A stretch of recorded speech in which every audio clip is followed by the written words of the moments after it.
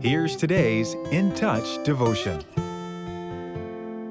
Today's scripture reading is Joshua chapter 3, verses 14 through chapter 4, verse 7.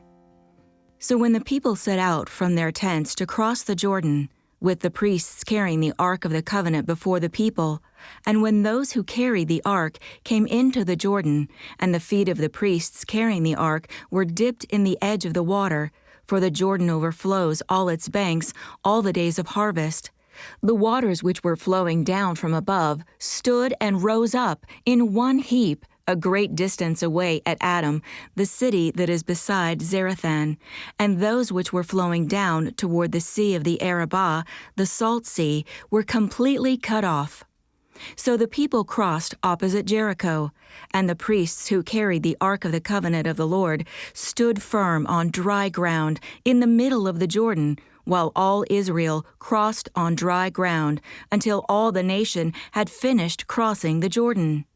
Now when all the nation had finished crossing the Jordan, the Lord spoke to Joshua, saying, "Take for yourselves 12 men from the people, 1 man from each tribe, and command them, saying, Take up for yourselves 12 stones from here, out of the middle of the Jordan, from the place where the priests' feet are standing firm, and carry them over with you, and lay them down in the lodging place where you will lodge tonight."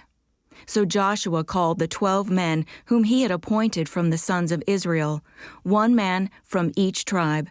And Joshua said to them, "Cross again to the ark of the Lord your God into the middle of the Jordan, and each of you take up a stone on his shoulder, according to the number of the tribes of the sons of Israel.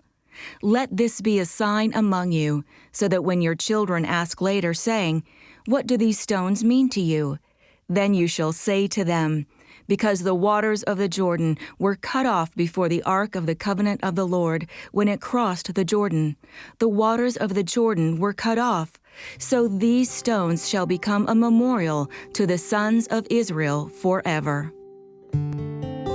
It's easy to recall God's goodness when we are receiving it. But when life gets back to normal, we might forget all that He did on our behalf. Today's verses offer a good example for us. God had brought the Israelites through the Red Sea. Now He miraculously provided another dry path by piling up the waters of the Jordan. The Lord knew that the people were about to enter Jericho, and by His power they would overcome the city. How compassionate to encourage them with a tangible illustration of His strength prior to battle. But God also knew how easily they had forgotten Him.